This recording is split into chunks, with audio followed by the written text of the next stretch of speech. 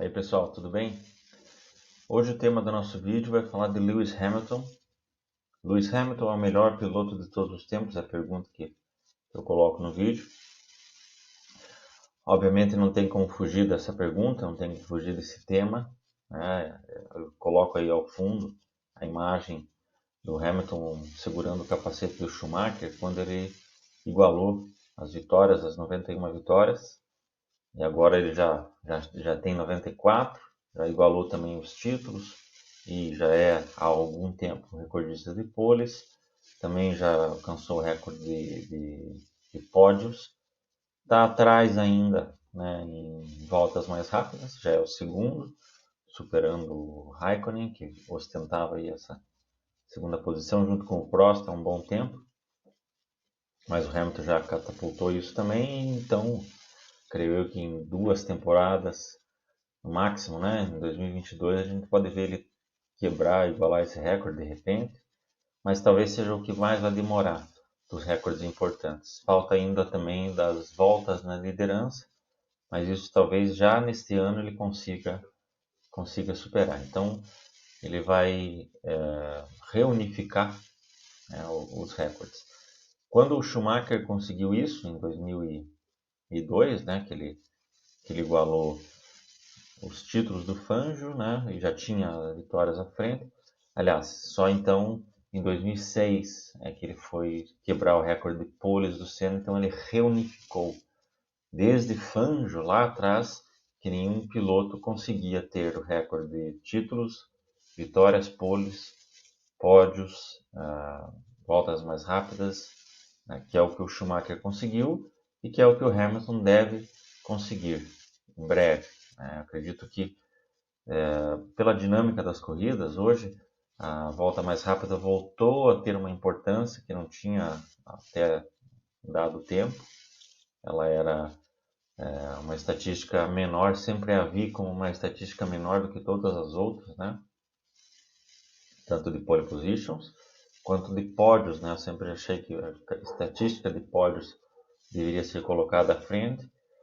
A estatística de pontos, por exemplo, até ainda durante o período em que aumentou-se um ponto para a vitória, né, até 2002, era uma estatística bastante relevante, mas depois de 2003 e principalmente a partir de 2010 passou a ser uma estatística irrelevante, a meu ver, porque você pega pilotos com milhares de pontos, né, e outros com centenas de pontos, esses que têm centenas de pontos ganhou 3, 4, 5, caso do Fangio, títulos de Fórmula 1, e o de milhares de pontos raro venceu.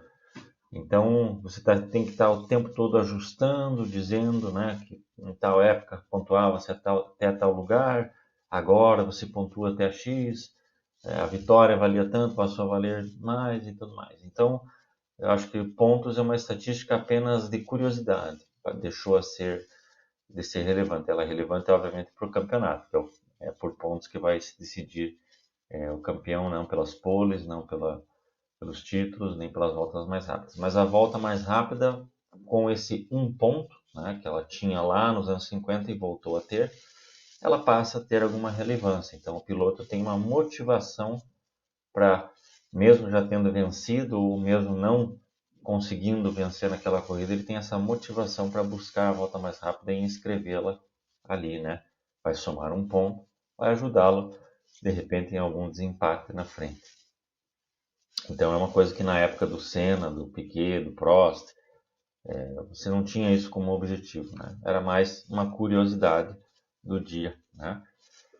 Mas enfim, o Hamilton tem essa chance de reunificar, então ser apenas o terceiro piloto na história a unificar os recordes, né? E é isso que tem impulsionado, né, tanto na crítica, né, na análise dos especialistas ou daqueles que eventualmente comentam sobre Fórmula 1, e também numa visão geral mais ampla.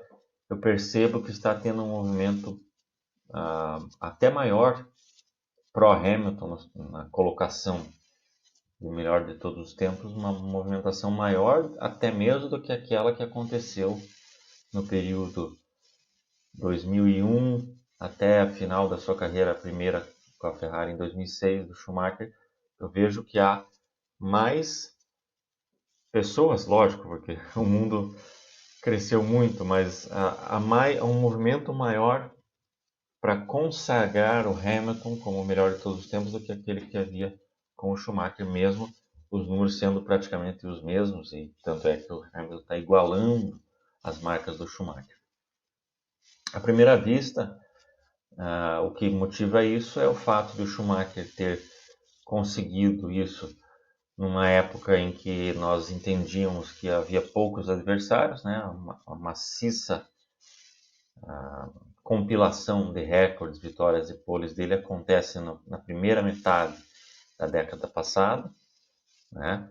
2000 a 2004, no qual ele tinha ainda alguns adversários, o Mika Häkkinen, mas que já estava na sua curva descendente, tanto que se aposenta em 2001, até surgir uma geração realmente efetiva, né? O Raikkonen entra na Fórmula 1 em 2003, o Alonso tinha entrado antes, mas em 2003 também é que ele consegue ter um carro minimamente aceitável. E aí no período 2005, 2006, que coincide com essa aposentadoria do Schumacher, era o ápice desses pilotos. Então, de uma certa forma, o surgimento desses grandes talentos forçou, né, fez com que o Schumacher parasse. Ele teve a noção exata de que ele não precisava continuar remando tanto, né? Seria muito desgastante para ele. E depois ele faz um retorno bastante frustrado, bastante medíocre, na acepção da palavra, pela Mercedes, né? Mas eu sempre salientei que para nós pensarmos no Schumacher historicamente, colocarmos ele em retrospectiva, né? Essa análise tem que ser feita até a primeira aposentadoria. Não que você deva desconsiderar o seu retorno como tendo sido uma mera participação amistosa, mas é da mesma forma que nós fazemos, muito corretamente, com o Michael Jordan na NBA. O Jordan, após a sua aposentadoria definitiva pelos Bulls em 98, no começo de 99, ele anuncia, ele fica aí 2 anos inteiros, né? E volta na temporada 2001-2002 e ainda compete a 2002-2003 pelo Washington Wizards, na qual ele obteve médias razoáveis, né? 20, 21 pontos, 22, mas o time dele não se classificou para os playoffs. Ele teve alguns jogos ali de 50, de 40 pontos, mas como eu disse, o time não foi para os playoffs, a minutagem dele não era a mesma, e isso fez com que os números dele baixassem e, por outro lado, beneficiou, entre aspas, a não ida para os playoffs, beneficiou manter intactos os números dele nos playoffs, né? Mas então ninguém julga o Jordan a partir do Washington Wizards. Ninguém diz que aquele período do Washington Wizards, aquelas não idas aos playoffs, prejudicam, mancham a carreira do Jordan, colocam uma dúvida sobre se ele era realmente capaz, se tudo aquilo que ele conseguiu foi porque aconteceu num período em que ele tinha o melhor técnico, que o time jogava por música, que os grandes da história estavam parando, né? 91, 92, até surgirem os novos craques aí no seu auge, período de 2000. Ele reinou nessa entre-safra, digamos assim, e quando retornou foi medíocre. Ninguém faz essa espécie de análise sobre o Jordan, né? Todo mundo entende que foi um momento em que ele retornou por outras motivações. Ele era acionista do Washington Wizards. Foi o período ali, né, depois do World Trade Center, do atentado. Então tinha uma questão de orgulho americano. Ele joga por uma franquia diferente, não voltou pelos Bulls. Então todo mundo percebe que aquilo deve ser analisado em separado da história que ele construiu pelos Bulls. E da mesma forma, acredito que isso deva ser aplicado ao Schumacher, né? Você dizer que o retorno dele prova que ele não era tão bom assim, é uma inverdade. Você tem que analisar o que ele construiu e do que ele construiu até 2006, é possível, plenamente argumentável, colocar, como eu coloco, outros pilotos acima dele na história, né? Mas quando do ano passado, ainda do ano passado, o Hamilton chegou ao 6º título, tendo igualado o número de corridas do Schumacher, 250 no período até a Ferrari, eu fiz um comparativo, postei um vídeo e coloquei alguns números abaixo. Esses números, no mesmo número de corridas e curiosamente no mesmo número de temporadas, 13 entre 92 e 2004, né, para o Schumacher, exato, 92 e 2004, e do Hamilton 2007 a 2019, mostravam o Schumacher ainda à frente, com um título a mais, algumas vitórias a mais, menos poles, mas ainda assim mais pódios, mais voltas lideradas, mais voltas mais rápidas, como eu mencionei. Eu não usei em nenhum momento o fato de o Schumacher ainda ter melhores números do que o Hamilton, a comprovação de que eu achava o Schumacher é melhor por conta disso. E sim, eu tentei entender esses números na carreira de ambos e concluí naquele momento em que o Schumacher estava ainda à frente do Hamilton. E na minha concepção hoje, algumas coisas daquele vídeo mudaram. Eu vou deixar o link para vocês, ao final do vídeo vai aparecer Michael Schumacher ou Lewis Hamilton, se vocês tiverem curiosidade. Certamente algumas coisas que eu disse mudaram. O Hamilton, eu falo ali até mesmo de corridas, né? O Hamilton construiu esse ano algumas corridas que entram para essa galeria. Essa própria corrida do heptacampeonato foi muito exaltada, né? Mas no geral eu ainda mantenho aquela opinião de que o Schumacher ainda está à frente do Hamilton, porque eu vou tentar explicar agora, hoje, não apenas ele, mas alguns outros, Fangio, Clark e Senna. Eu vejo o Hamilton consolidado nesse top 5, né? Acho que já está, assim, a meu ver, ele está seguramente acima do Prost, né? E ele está no mesmo patamar do Schumacher.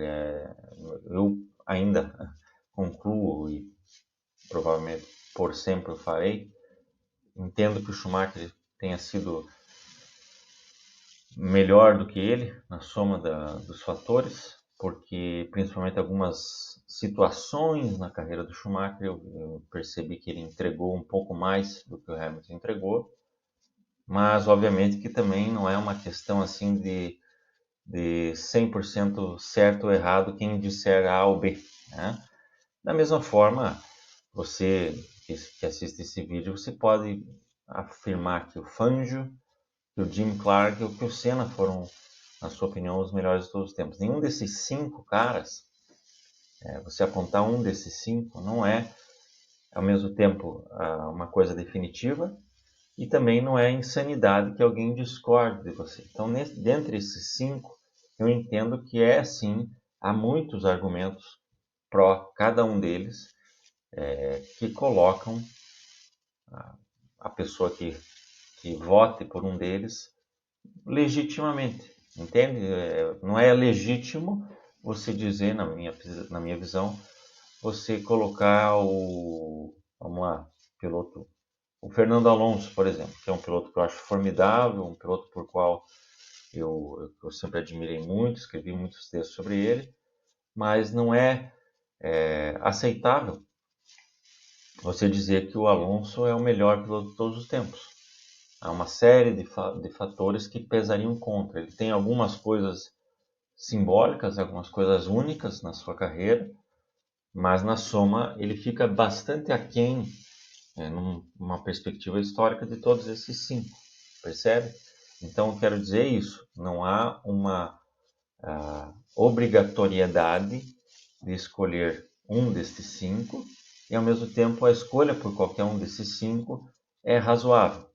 Mas o meu propósito nesse vídeo, em todos os vídeos que eu já fiz, é sempre uma análise mais aprofundada, tentando separar. Então é nos detalhes, nos meandros que nós vamos perceber por que, na minha visão, o Hamilton não é o melhor de todos os tempos, e eu vou tentar explicar para vocês alguns motivos que me deixam claro que não, tá?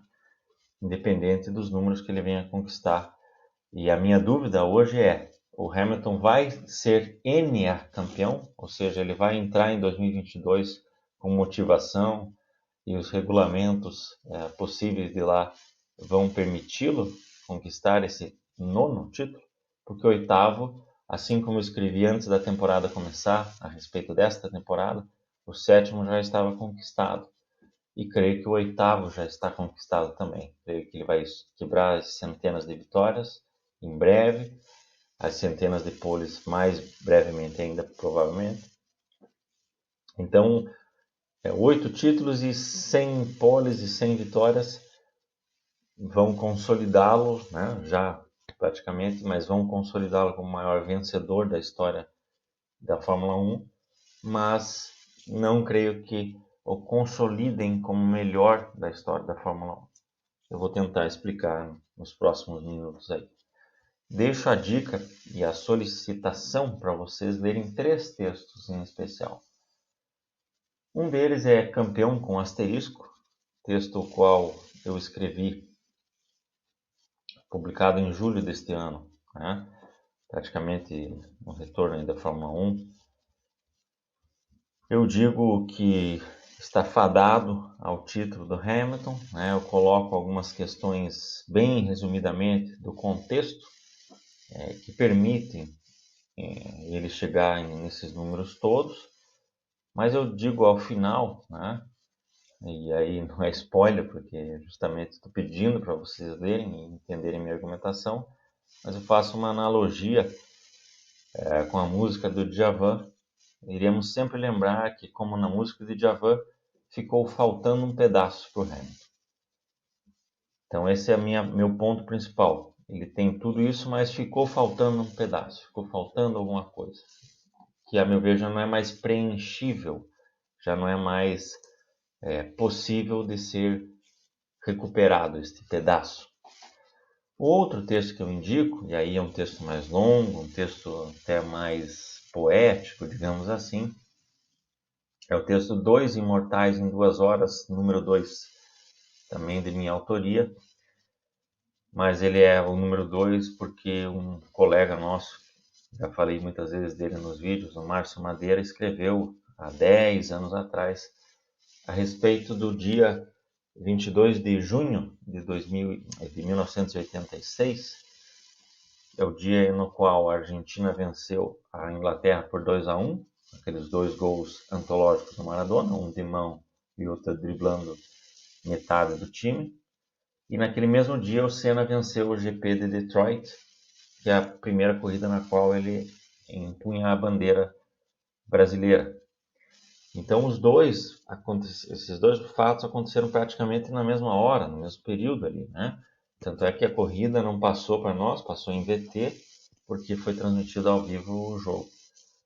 E neste ano aconteceu uma coisa semelhante, aí não em simbologias, de heroísmos, de idolatrias, mas de recordes. Então o Rafael Nadal e o Lewis Hamilton, no mesmo dia, igualaram 2 marcas outrora impensáveis de serem novamente superadas, igualadas. O Nadal, ao vencer Roland Garros, chegou ao seu 20º título de Grand Slam e o Hamilton chegava naquele dia à sua 91ª vitória, igualando Michael Schumacher. E quis o destino que acontecesse também, em diferença de poucas horas, isso. Então esse texto vai tratar desta analogia, né? E eu deixo no texto a questão para que todos nós, né, que vivemos hoje e que porventura não vivemos aquela época, mas temos algumas reminiscências apenas, e aqueles que viveram aquela época com intensidade e têm tudo isso marcado e estão vendo isso agora. Eu deixo esse recado, essa solicitação. Tá? Aqueles que puderam ver Senna e Maradona 34 anos atrás têm o dever de reconhecer o tamanho e a qualidade de Rafael Nadal e de Lewis Hamilton. Né? E quem só viu ou passou a acompanhar com intensidade esses heróis de hoje tem a obrigação de ir além das estatísticas e procurar entender os significados de contexto histórico, grandeza, carisma e relevância cultural. Então, as estatísticas sempre serão, óbvio, que o primeiro aspecto que a gente analisa quando pensa em história do esporte, ou mesmo na atualidade, né, são os números que vão definir certas coisas, mas nós não podemos nos limitar, seja no futebol, no basquete, na cultura, né, vendagens, ou número de Oscars no cinema, ou prêmios Grammy. Você não pode se limitar a esse tipo de recorte para dizer que isso traduz fiel e perfeitamente a realidade histórica, porque não traduz. São contextos, são épocas que surgem dificuldades, surgem necessidades, exigem-se coisas diferentes, né? Por exemplo, o Michael Jordan, nesses meses atrás, ele falou que não sabe como ele conseguiria reagir, atuar e jogar, né, nessa era do Twitter. O Twitter nos Estados Unidos é muito mais forte do que aqui no Brasil, mas na era das mídias sociais, né, na era das correntes do WhatsApp, dos comentários raivosos da internet, basicamente isso a que o Jordan se referia. Então ele reconheceu que há um tipo de pressão, um tipo de exigência, um tipo de necessidade de colocação que não havia na época dele, né, em que você tinha muitas preocupações comerciais, você tinha uma grande exposição através da televisão e depois ainda um engatinhar da internet, né? Mas ali havia mais preocupação, de fato, em o atleta, o jogador de basquete, jogar o basquete e cumprir com os seus rituais comerciais. Hoje, além disso tudo, tem mais essa pressão gigantesca que é a voz do povo, a voz das pessoas, que geralmente estão ali para atacar, para colocar para baixo, para serem negativas e não para agregarem, para contribuírem para positivamente, né? Então, o Hamilton está inserido nessa época e a briga, a luta dele contra as questões, né, contra o racismo, né, pelas questões raciais, tem um grande valor. Muito embora nós tenhamos que também entender que esse Zeitgeist, né, esse espírito desse tempo, alinha para isso, aponta para isso. Você tem não apenas o Hamilton, mas diversos atletas e diversas personalidades culturais, televisivas, de cinema, que estão encampando essa luta, né? Começaram antes dele, vários deles, e com esse ganhar também a necessidade, né? Nós estamos vendo atrocidades acontecendo no mundo e Brasil, né? Quando eu gravo esse vídeo, acabou de acontecer há poucos dias aí a morte daquele cidadão negro que foi morto no Carrefour, né? Foi assassinado, né? E tem todas as questões dos Estados Unidos. Então, de fato, pede-se, né, uma colocação. E o Hamilton tem esse mérito. Não pode ser descartado, não pode ser considerado marketing ou qualquer coisa desse tipo, né? É o primeiro piloto negro da história da Fórmula 1, até então continua sendo o único, e chegou onde chegou, então ele por si só já é uma ruptura de barreiras, como tantos outros. O Pelé, na sua época, Muhammad Ali, né? E outros tantos que conseguiram quebrar barreiras e trazer essa questão desse preconceito que de fato existe, não apenas o preconceito, mas a discriminação. E ele já é uma mensagem viva, né? Mas além disso ele também tem encampado a luta. Acredito que isso também contribua para essa visão mundial, né? Aí mais popular falando, não apenas da imprensa, que se centra oficialmente nas capacidades e nos números que ele obteve, mas também esse imaginário popular pode estar contribuindo para isso, essa luta dele, né? E aí é injusto você comparar com o próprio Schumacher, ou com o Senna, ou com pilotos anteriores. É injusto por conta do espírito do tempo, é injusto por uma série de razões. Não tira o mérito do Hamilton em nenhum momento, mas não pode ser visto como os caras não se importavam com isso. O Senna, por exemplo, tem um grande valor, já foi discutido isso, e inclusive sempre foi colocado contra o Senna no sentido de que era marketing, de que era buscando visibilidade, né? Não apenas a bandeira, mas todas as posições dele sociais, e todos esses caras, o Schumacher, o Senna, o Hamilton, todos os grandes esportistas também têm grandes ações sociais. Eles como que automaticamente, ao chegarem em dado patamar, criam organizações mundo afora, organizações que contribuem para acabar com a pobreza, para acabar com discriminação, para acabar com doenças, para atacar a fome, para uma série de questões, né? O Instituto Ayrton Senna nasce desse objetivo e certamente, também não podemos negar isso, essa inspiração desses caras do passado é que motiva o Hamilton a agir tal, né? Ele já falou muitas vezes do Ayrton Senna, mas falou muitas vezes também de Muhammad Ali, por exemplo. Então, o próprio fato desses caras serem uma inspiração para ele mostra que o passado tem uma grandíssima contribuição.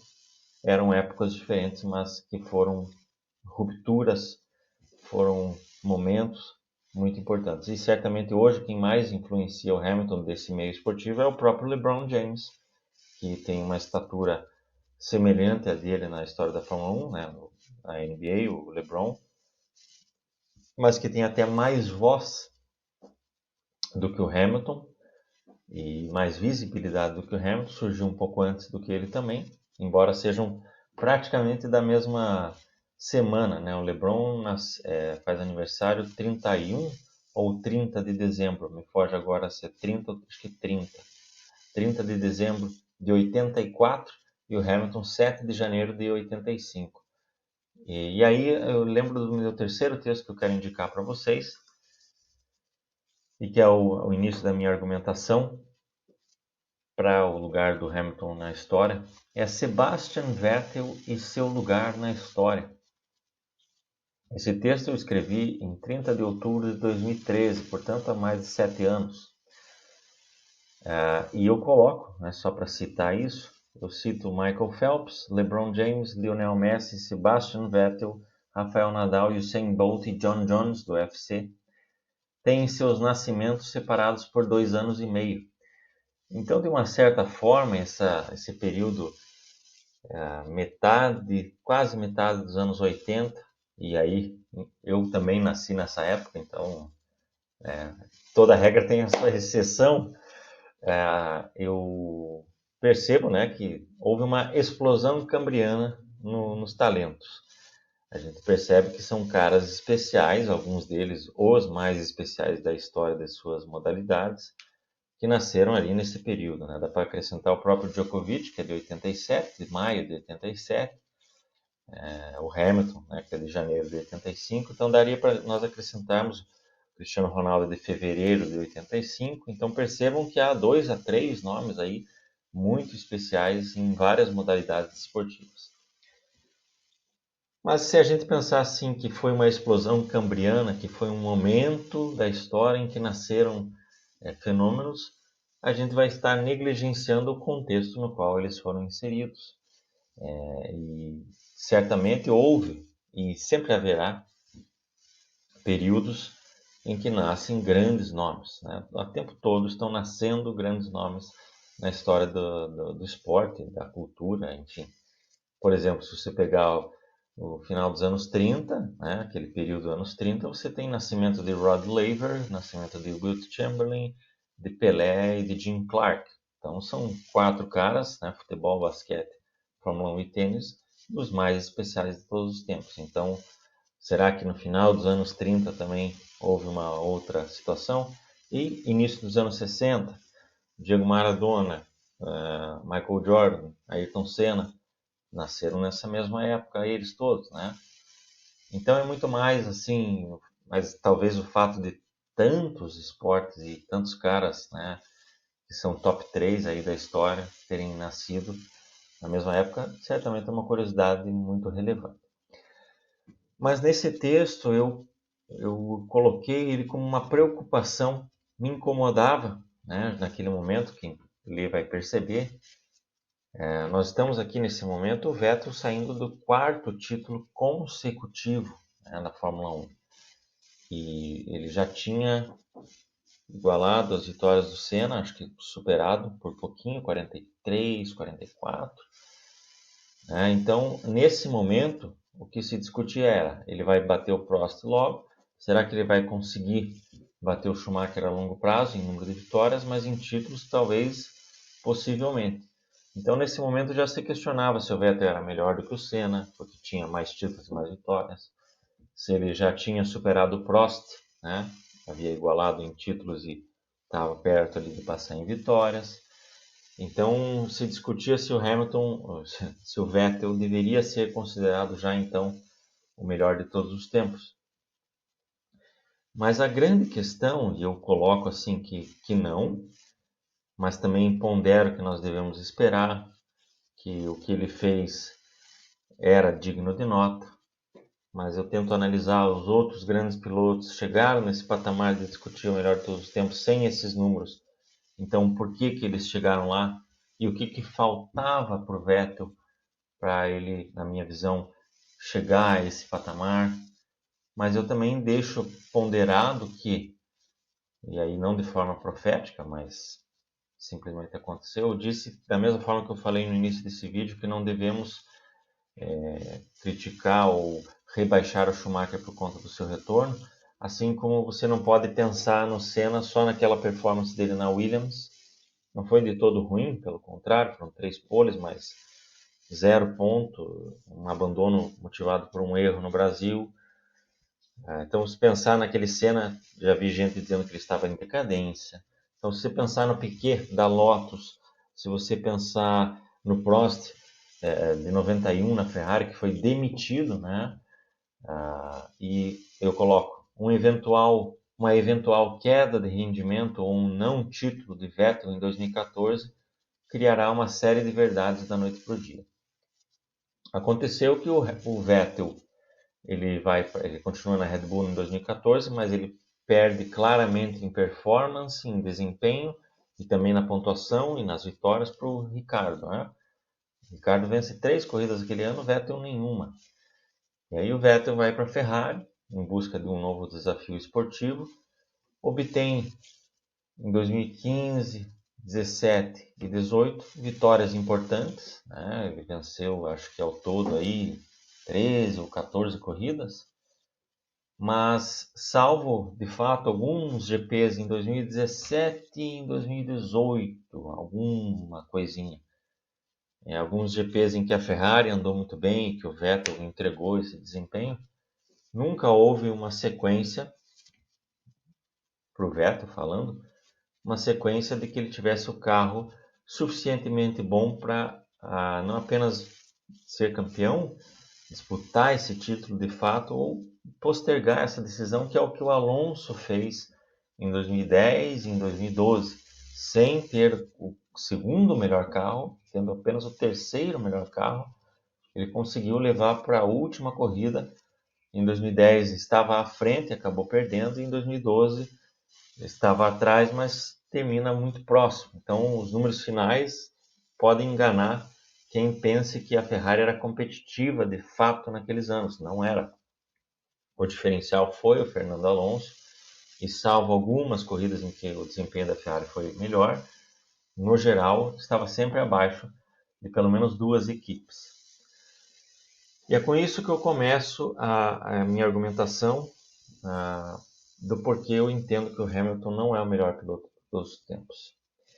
Neste período de 2013, quando eu publico esse texto, o Hamilton já estava na sua 7ª temporada na Fórmula 1. E ele não era cotado, cogitado, mencionado, evocado na disputa de melhor de todos os tempos, nem mesmo de melhor da sua geração. havia um consenso de que o Alonso era o melhor piloto em atividade, mas que o Vettel era o vencedor. Então você tinha o Hamilton na terceira posição, melhor das hipóteses nesse comparativo. Ele era considerado um cara que entregava grandes desempenhos, mas que estava abaixo do Alonso, e a discussão a respeito de títulos e vitórias não havia, posto que o Vettel vinha de 4 títulos e mais de 30 vitórias aí nesse período, né? Ele vence 13 corridas em 2013, 11 em 2011 e outras 5 em 2010 e 2012, somando, portanto, 21, 34 vitórias nesses 4 anos, né? Era uma coisa impressionante, mas que a gente já percebia que tinha muito mais motivação por conta do carro, barra regulamento, barra companheiro de equipe que não ameaçava, barra os melhores pilotos Hamilton e Alonso em carros que não tinham a mesma condição que a sua Red Bull. E de repente, você pega então, analisa a carreira do Hamilton de 2007 a 2013, são 7 temporadas. De 2014 para 2020 também são 7 temporadas. Pouquinho a mais de corridas agora, porque os anos têm acrescentado GP todo ano.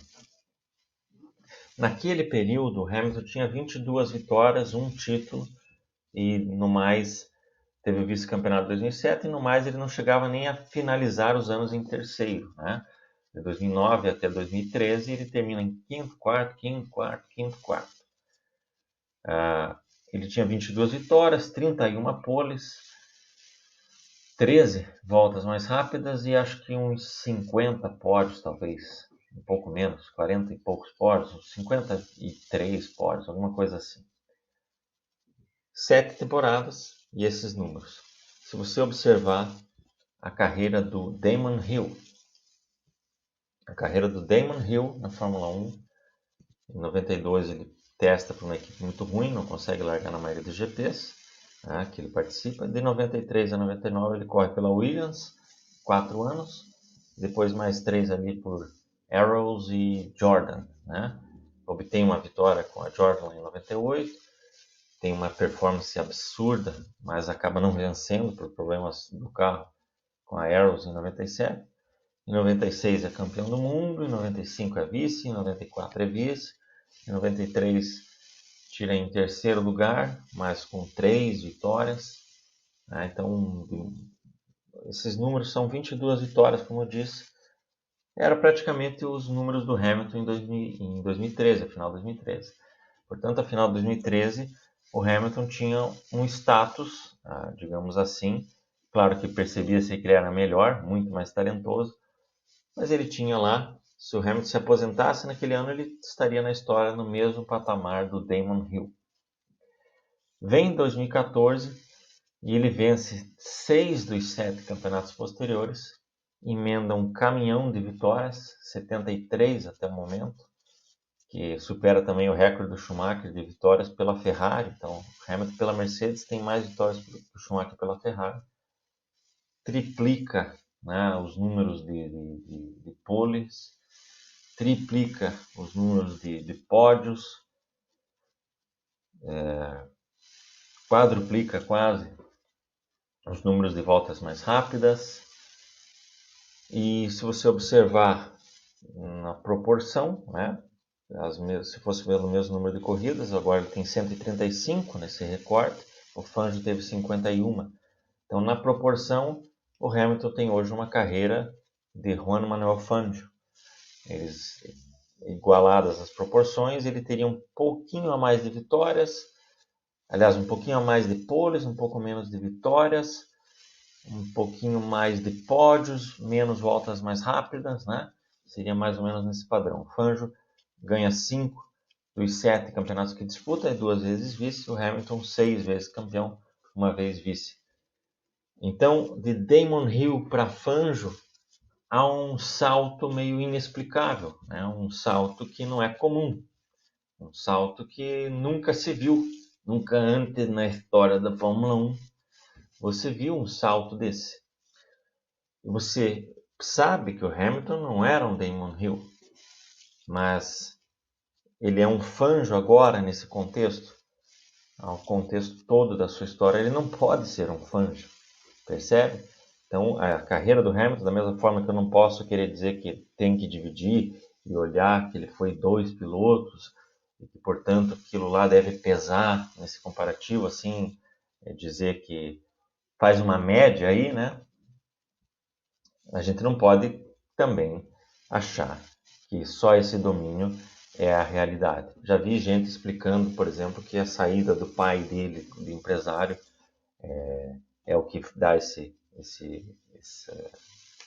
upgrade nele, né? Até então, com a pressão do pai, com a namorada famosa.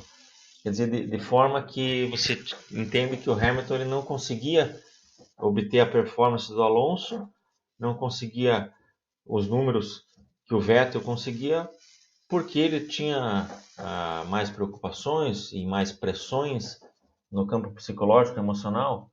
Isso é de um reducionismo muito barato, muito ridículo, vamos falar a verdade. Acontece que ele nunca tinha encontrado todos os contextos favoráveis que ele encontrou na Mercedes.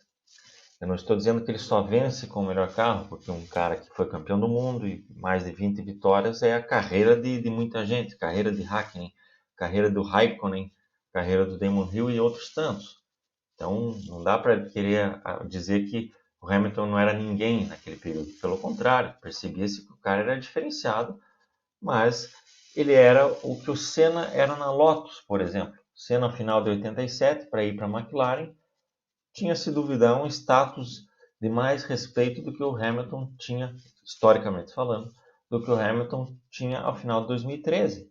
E o Senna na Lotus em 87 tinha 4 temporadas na Fórmula 1, tinha 6 vitórias e tinha disputado o campeonato de 86 e de 87, mais ou menos. Mas ele já era visto, quem quiser veja a revisão da FIA, né, temporada de 87, né, o Reginaldo Leme, na apresentação dos pilotos, ele fala aquele que já é visto como provavelmente o piloto mais rápido da história da Fórmula 1.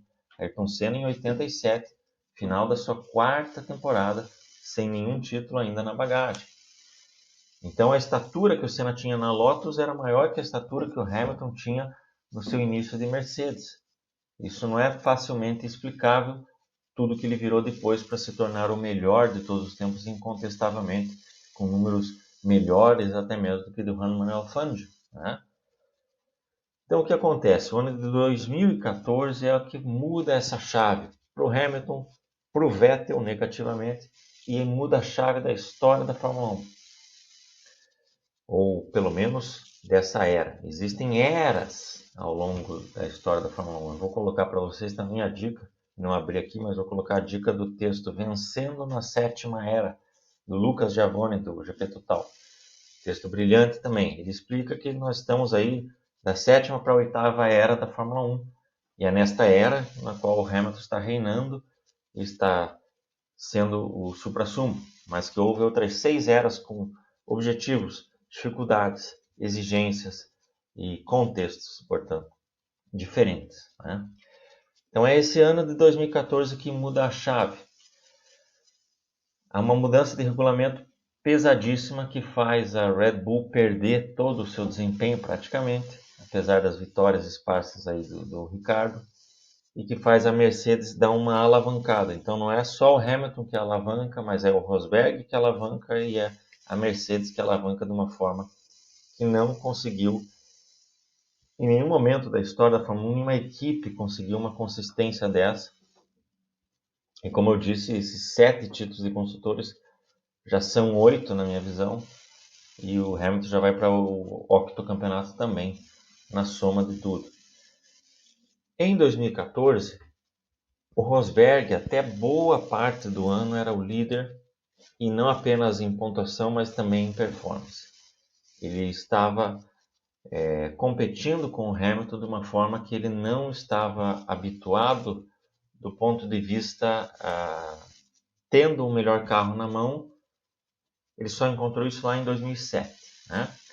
O Button aplicou no Hamilton uma superação que o Hamilton também não estava habituado desde que o Alonso saiu, ou seja, desde que ele ficou na McLaren, vem o Button ali e ele também se perdeu um pouco. Entre 2010 e 2012, o Button venceu 8 corridas, o Hamilton 10, mas o Button vai mais ao pódio, 25 a 22, soma mais pontos ao longo dos 3 anos, porque em 2010 o Hamilton ficou com uns 20 e poucos pontos à frente, mas em 2011 o Button ficou com 40 e tantos à frente, e em 2012 foi 2 pontos de diferença. Eu falei disso no vídeo do Schumacher e Hamilton, e repito aqui. Na McLaren, o Hamilton não foi superior ao Jenson Button. Ele teve mais vitórias e mais poles, mas menos pódios e menos pontos ao todo. Nenhum dos dois foi campeão. E em 2011 o Button esteve muito à frente, chegou até a disputar o título. E em 2010 o Hamilton esteve disputando o título. O Hamilton chegou a liderar aquele campeonato e cometeu 2 erros sequenciais na Itália e em Singapura, que lhe custaram o título. Essa revisão a gente também precisa fazer. O Hamilton tinha totais condições de ser campeão mundial em 2010, liderou já na reta final, estava liderando, ele vence o GP da Bélgica, ele retoma a ponta e comete erros sequenciais, batidas bobas nas corridas posteriores que o fazem perder essa liderança. Então, assim como 2007, que foi muito flagrante, né? 2007 foi muito flagrante. Ele chega nas últimas 2 corridas com chance de ser campeão em ambas e nas 2 comete erros graves, crassos. O pessoal olha e pensa, não, era um piloto estreante. Mas em 2010 ele já estava na sua 4ª temporada. Não era o melhor carro assim disparado, a Red Bull ainda era melhor, mas a McLaren era superior à Ferrari do Fernando Alonso. E foram erros dele que custaram essa liderança, essa queda para chegar no final do ano, apesar das boas performances ainda do Hamilton, ele já não ser mais um verdadeiro postulante àquele título, embora matematicamente ele ainda tivesse chances na última corrida. Em 2011, o Button suplanta ele, aí que falava-se muito da namorada, do pai empresário, e em 2012, novamente, você tem uma temporada oscilante, até a Red Bull se tornar claramente superior ali naquela parte final, na qual ele venceu corridas, mas o Button venceu o mesmo número de corridas do que ele, né? Ou uma a menos, acho que foi 4 para o Hamilton, 3 para ele. E você tinha o Alonso com um carro claramente inferior, entregando muito mais performance, né? Em 2013 ele vai para a Mercedes e vence uma corrida contra 2 do Rosberg, mas na soma dos pontos fica à frente. Então em 2014, o que acontece? O Rosberg estava tendo uma performance no geral melhor do que a do Hamilton. O Rosberg teve 2 quebras muito importantes que foram definidoras para esse título, que foram no GP da Inglaterra, no qual ele liderava e teve problema na caixa de câmbio, e em Singapura, que agora não lembro se o Rosberg largou em segundo, né? Largaria em segundo, o Hamilton em primeiro. Então não é que ele ia vencer necessariamente, mas poderia um segundo lugar fatalmente. Não consegue largar por problemas também elétricos, problemas no câmbio. Ele tenta largar manualmente, precisa largar dos boxes, rema até que numa dada 10ª volta, 13ª volta, acaba abandonando. Então foram 2 corridas nas quais ele tinha performance aí para somar eventual 40 e tantos pontos, problemas mecânicos e elétricos que prejudicaram, né? E o Hamilton teve também alguns problemas, mas foram mais nos treinos, então ele tinha problemas nas classificações. Me lembro de 2 situações, na Hungria e na Alemanha. Na Hungria eu acho que ele teve até um problema de incêndio lá nos boxes, antes do Q1, nem chega a marcar tempo, e na Alemanha ele acho que ele marca tempo no Q1, mas ele bate, abandona, tem um problema no carro que faz ele escapar da pista, bate nos pneus e não consegue marcar tempo. Então ele teve problemas nos treinos, embora nas corridas ele conseguiu recuperar. Claro, ele podia vencer todas essas 2 corridas, de repente, mas obteve bons resultados, né? E isso também contribuiu para mostrar a capacidade dele de produzir, né? Mas a verdade é que até Singapura, quando o Rosberg tem esse problema e o Hamilton vence aquela corrida, é ali que o Hamilton passa o Rosberg nos pontos. Depois, nas próximas corridas, acho que o Hamilton vence umas duas e o Rosberg uma, até que chega em Abu Dhabi, né? Que era aquela corrida que teve pontuação dobrada, coisa ridícula. Mas mesmo sem a pontuação dobrada, o Rosberg teria chance de ser campeão. Eu falei no vídeo com o Vinícius sobre o Senna, eu mencionei que eu achava que o Rosberg não conseguiria ser campeão sem essa pontuação dobrada, mas ele conseguiria sim, matematicamente falando. Então foi um ano em que o Hamilton venceu, mas que todo mundo ainda estava com aquela pulga atrás da orelha. Ele cometeu alguns erros também, algumas situações em que você percebia que o Rosberg estava entrando na cabeça dele, tipo aquele GP da Bélgica, né? Em que eles batem brevemente, assim, né? O Rosberg tira com a asa dianteira, toca no pneu esquerdo traseiro do Hamilton, fura o pneu do Hamilton, o Hamilton abandona. Daí o Hamilton tentou dizer que ele jogou o carro. Então o Hamilton foi para reclamação, mas a verdade é que o Rosberg estava competindo com ele de uma forma que ele não imaginava, né? O Rosberg faz mais poles do que ele naquele ano. Então foi aquele ano que virou a chave, mas que o pessoal ainda olhava para o Hamilton meio assim, né? Será que tal coisa? Vem 2015 e ele consegue ser melhor, consistentemente melhor do que o Rosberg ao longo daquele ano. Ele venceu 11 GPs contra 5 do Rosberg. E acho que foi isso, né? Não, em 2014 foi 11-5 e 2015 foi 10-6. Mas ele foi mais consistente, melhor do que o Rosberg. Número de pódios, sempre o Hamilton 1 a mais ou 2 a mais do que o Rosberg em todos esses anos que eles dividiram, nada mais do que isso. Só que daí quando o Hamilton consegue o título foi no México em 2015, ele sagra-se campeão. Nas próximas 3 corridas o Rosberg vence todas elas. Claro, o título já estava decidido, mas o fato é que o Rosberg vence as últimas 3 de 2015 e as primeiras 4 de 2016. Ele vence 7 provas sequencialmente, igualando o Ascari em 52 e 53 e Schumacher em 2004. Só o Vettel em 2013 é que venceu mais seguidas, foram 9. E o Rosberg só não consegue uma 8ª vitória porque no GP da Espanha, quando entram na reta, ele, como o regulamento e o consenso dos pilotos, você pode alterar a trajetória uma vez. Ele altera para cá, né, deixando a pista do lado sujo para o Hamilton, mas o Hamilton vai atrás dele, tenta segui-lo e tenta ultrapassar ali, que vai para fora da pista, né, pisa lá na grama, roda, bate no Rosberg e os dois abandonam. Foi melhor para o Rosberg, é lógico, porque os dois abandonando, né, o Hamilton ia ter que remar contra ele. Mas a verdade é que foi um erro de cálculo bem grosseiro do Hamilton. Houve uma batida entre os dois e naquele ano, vocês sabem o final, que o Rosberg foi campeão. Ele entrou de fato na cabeça do Hamilton, ele percebeu onde ele poderia vencer.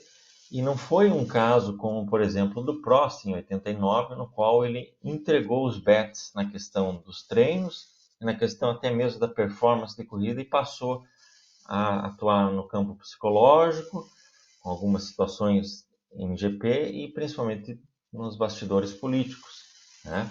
Não foi esse o caso. Eles tiveram uma performance muito próxima. O Rosberg, repito, sempre andando muito perto do Hamilton em todos esses 4 anos, neste ano em especial. Foram 10 vitórias para o Hamilton, 9 para o Rosberg. Pódios, acho que foi 17-15 ou 17-16. Nas poles o Hamilton foi melhor, 12-8. Mas sempre o Rosberg fez muita frente para ele. Essa que é a realidade.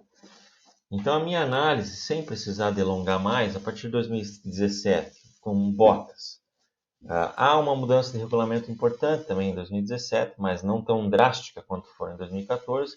Há sim em 2017 uma ascensão da Ferrari, conseguindo nessa nova regulamentação algum ganho de performance notável. O Vettel faz belas corridas, vence algumas delas.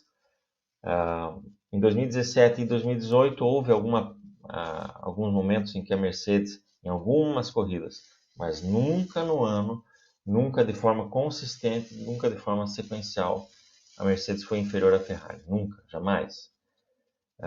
E somado a esse período, né, hegemônico da Mercedes, tendo do lado o Valtteri Bottas, que francamente é inferior seguramente ao Rubens Barrichello, por exemplo, para citar a comparativa com Schumacher, é seguramente inferior, não é nem mesmo próximo do Rosberg ou do Button. Né? Então o Hamilton teve 3 grandes pilotos ladeando a equipe com ele: o Alonso em 2007, de 2010 a 12 o Button, de 2013 a 16 o Rosberg. Ele mais ficou na frente do que atrás nos campeonatos? Sim, 2007, 10, 12, 13, 14 e 15 ele fica à frente desses caras. Ele perde para eles campeonatos em 2011 e 2016 oficialmente. Mas em performance ele nunca foi superior a esses caras e muito menos de forma consistente. Né? Quando eu quero dizer nunca foi superior, não é que ele não os superou, não entregou mais do que ele. No geral, se você observar, ele foi melhor do que o Button e do que o Rosberg. E que o Alonso na McLaren foi muito igual, mas por se tratar de um estreante contra um bicampeão, a gente até pode fazer uma concessão e dizer que o Hamilton foi melhor que ele. Mas o Hamilton de 2010 a 2013, em equipes melhores do que o Alonso, foi inferior que ao Alonso em todos esses 4 anos, de 2010 a 2013. Então, o que fica para mim é isso. Quando ele teve, de fato, situações em que pilotos muito bons, excelentes, ou mas nenhum deles gênio, né, ou pelo menos nenhum deles top 5 da história, top 10 da história, que o Senna teve com o Prost, por exemplo. No momento que ele teve desafios verdadeiros com esses caras, ele foi batido de forma clara em várias situações. E ele consegue, a partir de 2017, situações na qual a equipe dele entrega performance, principalmente performance a longo prazo, muito melhor do que todas as outras, tendo um companheiro de equipe que não lhe representa qualquer ameaça, ele consegue empilhar esses números todos. Pergunto para vocês se algum piloto desses Fangio, Clark, Senna e Schumacher obteve por tão longo tempo condições tão favoráveis como o Hamilton vem encontrando nos últimos 4 anos na Mercedes. Talvez dá para dizer que o Schumacher teve naquele período. E o que o Schumacher entregou naquele período 2000 a 2004 não é menor do que o Hamilton entregou agora. E certamente Fangio conseguiu, né? Inclusive trocando de equipes, um homem que disputa 7 campeonatos, 5 vezes campeão e 2 vezes vice, tendo passado uma temporada inteira fora, em virtude de um acidente que praticamente lhe ceifou a vida, retorna e enfrenta pilotos muito mais jovens, né? 20 anos mais jovens, é campeão 4 anos seguidos por 4 equipes diferentes, fez algo mais grandioso do que Schumacher e do que Hamilton, na minha opinião. Fangio e Clark e Senna tiveram condições semelhantes às de Schumacher e de Hamilton? Nunca. Tiveram em alguns anos, 88 e 89 para o Senna, 63 e 65 para o Clark, condições em ter o melhor carro, um carro bastante dominante. O Clark foi campeão nesses 2 anos, 63 e 65, o Senna foi campeão em 88, mas não em 89. Porém, em 89, nós sabemos, ele só não foi campeão porque teve 4 falhas do carro, né? Sequenciais, coisa que Hamilton nunca experimentou nesse período de auge, Schumacher também nunca experimentou nesse período de auge. Portanto, Fangio, Clark, Senna e Schumacher fizeram o que o Hamilton fez Não da mesma forma, porque nunca tiveram a mesma condição de fazê-lo, mas certamente o fariam. E eu vejo todos esses 4 acima do Hamilton quando me perguntam se o Hamilton é o melhor de todos os tempos. A minha resposta é não. Há outros 4 que ficam na frente dele, na minha opinião. Beleza? Um abraço a todos.